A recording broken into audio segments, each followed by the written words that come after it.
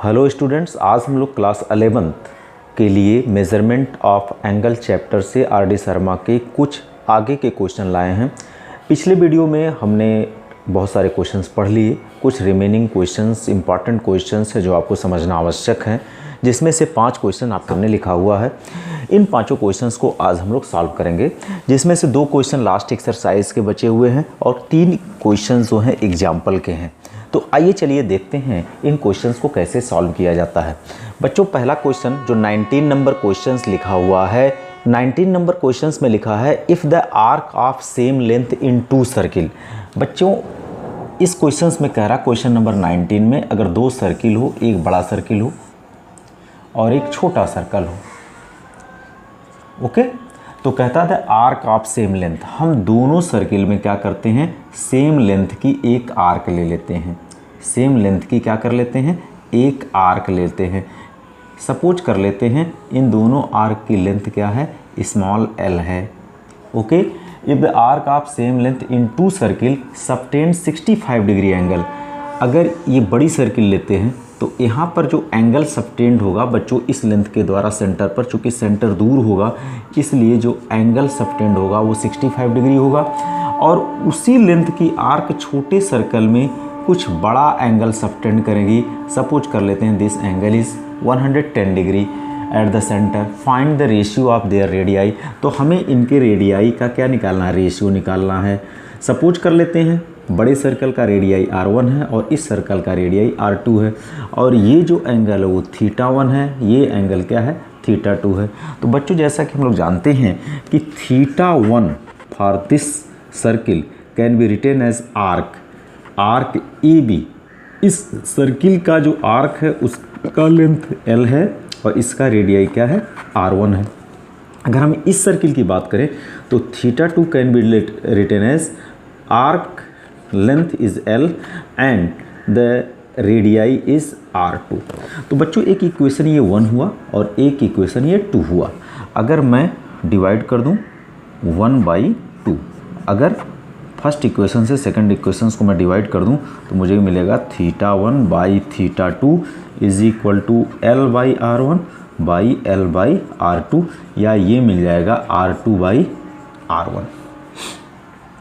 अब बच्चों, सबसे बड़ी प्रॉब्लम ये है कि इस सर्कुलर सिस्टम में जो थीटा की वैल्यू रखी जाती है that is known as in radian, और यहाँ पर ये वैल्यू दिया हुआ है डिग्री में। तो हमें करना क्या होगा कि R2/R1 निकालने के लिए, R2/R1 निकालने के लिए हमें क्या करना होगा, θ1 की वैल्यू रखनी होगी 65 बट नॉट इन डिग्री, हमें इसे रखना होगा रेडियन में। तो यहाँ 1 पाई क्या कर देंगे, 180 कर देंगे। ये अब वैल्यू जो निकल गई वो रेडियन में निकल गई। उसी तरह से θ2 की वैल्यू 110 है, यहाँ पर रखा जाएगा तो ये निकलेगा π/180 दैट इज़ रेडियन। तो बच्चों, ये देखो इससे कट गया। अब यहाँ बचा 65/110, तो ये कटेगा 5 1 जा 5 3 जा and 5 2 जा 10 and 5 2 जा 10. So you get R2/R1 is equal to 13/22, or you can say that their ratio is R1:R2 is equal to 22:13. This is the solution of the question number 19. Now we solve the question number 20. In question number 20, find the degree measure of an angle subtended at the center of a circle. हमें degree major बताना किसी angle का जो centre पर subtend होता है किसी circle के जिसका रेडियस 100 सेंटीमीटर है। तो बच्चों, 20 नंबर क्वेश्चंस में ये कहता है एक सर्किल है जिसका रेडियस क्या है, 100 सेंटीमीटर है। ओके, फिर कहता है एक आर्क है जिसकी लेंथ क्या है, 22 सेंटीमीटर है। सपोज कर लेते हैं ये AB एक आर्क है जिसका लेंथ कितना है, 22 सेंटीमीटर है। ये जो सेंटर पर एंगल फॉर्म कर लेता है, सपोज कर लेते हैं थीटा है, तो हमें इस थीटा की वैल्यू किस में बतानी है, डिग्री में बतानी है। तो बच्चों, जैसा कि हम जानते हैं कि एंगल की वैल्यू होती है आर्क बाई रेडियस। तो यहाँ आर्क क्या है, 22 है और रेडियस क्या है, 100 है। बच्चों, लेकिन ये जो आएगा दिस एंगल इज रेडियन। अब अगर एक रेडियन को हमें डिग्री में बदलना है तो हम जानते हैं कि pi radian is equal to 180 degree होता है, तो 1 रेडियन इज इक्वल टू क्या होगा, 180 बाई पाई डिग्री होगा। तो इसकी वैल्यू में हम क्या करेंगे, 1 रेडियन के प्लेस पर 180 बाई पाई पुट कर देंगे और ये वैल्यू मिल जाएगी डिग्री में। ओके, ये बच्चा 100 है। अब इसको हम डिवाइड कर देंगे, this will be cancel by 0 0 and 2 5 जा 2 9 जा। आप देखें क्या मिला, 22 इंटू 9 बाई 5। बच्चों यहाँ पाई की वैल्यू मैं 22 बाई 7 रखूँगा तो 22 डिनोमिनेटर में आएगा, 7 ऊपर चला जाएगा। अब ये 22 से 22 कट जाएगा, बचा क्या, 9 7 जा 63 बाई 5। अब ये आया डिग्री में, तो इसे हम डिग्री मिनट में कन्वर्ट कर लेते हैं। तो 12 5 जा 60, तो ये हो गया 12 डिग्री। रिमेनिंग कितना बचा, 3 बाई 5। देखो 5 12 जा 60 होता है तो 12 डिग्री हो गया, रिमेनिंग बचा यहाँ 3, तो 3 बाई 5 डिग्री जो है पुनः आपका बच गया। अब इस डिग्री को पुनः क्या कर लेते हैं, मिनट में बदल लेंगे। 3 बाई 5 इंटू 60, इसमें मल्टीप्लाई कर देंगे तो 5 12 जा 60 एंड 12 3 जा 36, तो हो जाएगा 12 degree 36 minute is the correct answer of the question number 20। Now in example number 17, the minute hand of watch is 1.5 centimetre. बच्चों एक वॉच है और इसका जो मिनट हैंड है दैट इज 1.5 सेंटीमीटर। तो क्वेश्चन नंबर एग्जाम्पल 17 कहता है ये जो वॉच में जो मिनट हैंड का लेंथ है वो दिया है 1.5, तो ये रेडियस हो गया 1.5 सेंटीमीटर। ओके, कहता है कि how far does it tip moves in 40 minutes. तो 40 मिनट्स में बच्चों ये जो मिनट हैंड्स है ये मूव करके कहाँ चला जाएगा, 8 पर चला आएगा। 40 मिनट ये जब 8 पर चलाएगा तो कवर हो जाएगा, तो उस समय वो कितना एंगल फॉर्म कर रहा है ये हमें निकालना। How far does it tips move in 40 minutes, अरे ये एंगल हमें निकालना पड़ेगा और हमें क्या निकालना है, ये यहाँ से यहाँ तक कितना डिस्टेंस कवर करना करेगा, अर्थात हमें निकालना है आर्क और एंगल निकल जाएगा। We know that in 1 revolution that is in 60 minutes it makes 2 pi radian. जब ये एक कंप्लीट रिवॉल्यूशन करेगा तो बच्चों टोटल 60 मिनट का टाइम है बताएगा और 60 मिनट में ये 2 पाई रेडियन कवर करेगा। तो हम निकाल लें, therefore in 1 minute it makes angle is equal to 2 pi by 60। 1 minute में 2 पाई बाई 60 एंगल फॉर्म करेगा। That is so in 40 minute it makes angle 2 pi by 60 into 40, that is 0 0 cancel, 2 3 जा, you got 4 pi by 3। Now we know that from this formula theta is equal to length of arc by radius. We get r L is equal to theta into r, and what is the theta here? That is 4 pi by 3. And what is the radius? 1.5. You get 3.5. 4 5s are 20. It means 3.14, you get 6.28 centimeter is the correct answer. बच्चों in question number 18, find the angle between minute hand of a clock and hour hand of a clock when time is 7:20. 7:20 time is 7:20, time कितना है 7:20 AM। 7:20 AM का मतलब क्या हुआ, that is 7 को भी मैं आवर में बदलूंगा तो 7 होल 20 बाई 60 कर दूंगा, तो ये हो जाएगा दिस दैट इज 7 3 जा 21, 22/3 आवर हो गया। 7 3 जा 21 प्लस 1 दैट इज 22/3 आवर हो गया। ये हो गया 720 AM का मतलब हो गया। अब हमें क्या करना है कि मिनट हैंड और आवर हैंड के बीच जो एंगल फॉर्म हो रहा उसको बताना है। तो बच्चों मिनट हैंड एक रिवॉल्यूशन कंप्लीट करने में 360 एंगल बनाएगा, उसी तरह से आवर हैंड भी 360 एंगल बनाएगा। लेकिन आवर हैंड एक रिवॉल्यूशन कंप्लीट करने में 12 आवर कंप्लीट करेगा और मिनट हैंड एक कंप्लीट रिवॉल्यूशन करने में 60 मिनट कवर करेगा। इट मीन्स फॉर, अगर हम आवर हैंड की बात करें, for hour hand in 12 hours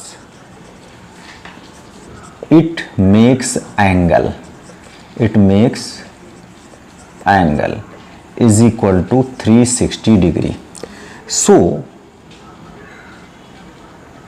in 1 hour it makes angle 360/12। हमें कितने निकालना है? 12/3 आवर्स में कितना ये बनाएगा? तो ये बनाएगा this is equal to 360/12 into 22/3। 12 30 जा 3 10 जा यू गेट 220 डिग्री एंगल। इसी तरह से for minute hand, one revolution में मिनट हैंड 60 मिनट कवर करेगा distance and 60 minute it makes angle is equal to 360 degree. तो 1 मिनट में कितना बनाएगा? 360/60। तो हमें कितना निकालना है? तो बच्चों मिनट हैंड हमारा कितना डिस्टेंस कवर कर रहा है? 20 मिनट्स। तो हम निकालेंगे 20 मिनट्स में। It covers the distance 360/60 into 20। 3 जा एंड 3 120 जा। सो जहां 720 AM इट मीन्स 22/3 आवर्स में hour hand 220 degree angle form करता है, वहीं minute hand 120 degree angle form करता है। तो हमसे पूछा क्या? Find the angle between minute hand and hour hand. तो therefore angle between minute hand and hour hand is equal to 220 minus 120 that is 100 degree. This is the correct answer. बच्चों now the question number 19 is find the degree and radians the angles between the hour hand and the minute hand of the clock at 3:30. What is the meaning of 3:30 here? 3:30 means 3:30. This is the time. अब 3:30 का मतलब क्या हुआ? ये इतना our हुआ 3:30। तो 3:30 का मतलब हो गया 3 इंटू 30/60 दैट इज 2। 3 2 जा 6 1 7/2 आवर्स की बात मैं कर रहा हूँ। अब इस टाइम पर आवर हैंड कितना बनाएगा यहाँ पर? Hour hand and minute hand. तो हम देखते हैं सबसे पहले 1 रिवॉल्यूशन। देखो 1 रिवॉल्यूशन में आवर हैंड जो एंगल फॉर्म करता है दैट इज 360 डिग्री। तो 1 रिवॉल्यूशन में कितना आवर हैंड घूम जाएगा? 12 आवर घूमेगा। तो लिखेंगे in 12 hours hour hand makes the angle या subtend the angle, subtend the angle is 360। तो 1 आवर में आवर हैंड कितना बनाएगा? 360/12। तो हमें निकालना है 7/2 आवर्स में ये कितना बनाएगा? 360/12 इंटू 7/2। तो बच्चों 12 3 जा 0 हो जाएगा 215 and this gives 105 degree. It means 330 तरह से अब हम देख लें कि 30 मिनट को कवर करने के लिए मेरा मिनट हैंड कितना डिस्टेंस कवर करेगा या कितना एंगल सेंटर पर फॉर्म करेगा। तो हम जानते हैं in 60 minute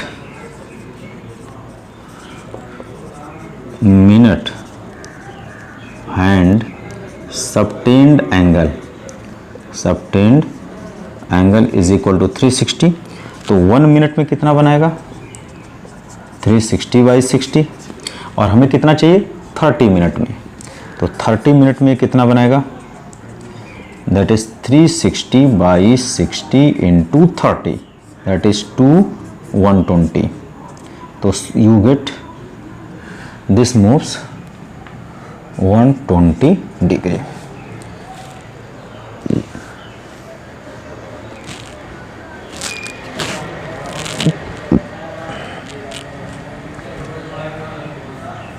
that is 180 degree.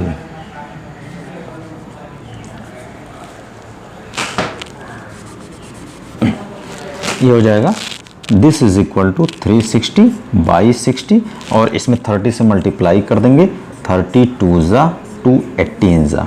So you get 180 degree. तो हमसे पूछा है कि बिटवीन, तो एंगल्स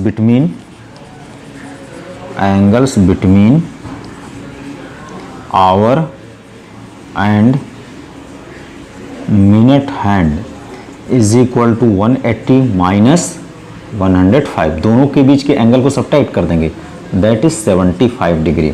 ये तो डिग्री में हो गया। अगर इसे आपको रेडियन में बदलना है तो इंटू π/180 से मल्टीप्लाई कर देंगे तो ये एंगल हमें मिल जाएगा रेडियन में, और इसको सॉल्व करेंगे तो ये मिल जाएगा 5π/12। This is the correct answer. So these are the ending lecture of the chapters measurement of angles for class 11। मुझे आशा है कि आप इन पर आधारित सारे क्वेश्चंस आएंगे वो आप अपने एग्जाम में बना लेंगे और इनके कॉन्सेप्ट आपको बिल्कुल क्लियर हो गए होंगे। अगर कोई प्रॉब्लम हो तो आप कमेंट बॉक्स में क्वेश्चन पूछ सकते हैं, मैं उसका जवाब दे दूंगा। Okay, thanks.